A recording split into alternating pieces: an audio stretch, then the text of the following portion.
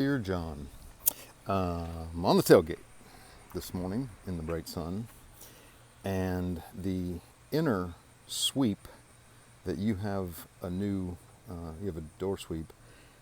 This isn't factory. I'm pretty sure the previous owner riveted this in, which means these rivets have to be drilled out individually, and the sweep it's got a couple cracks in a few places. I mean, obviously it's brittle, but we're going to leave that, at least for now, until we do a complete door rebuild.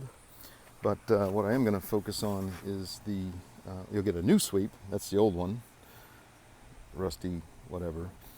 So out with the old and in with the new. And I'll use this chance, since this is really open, to cover that channel that goes all the way down where the glass goes down. I'll soak that down with silicone so that the glass glides even easier. But there we are. I'll send you a quick video when I'm done.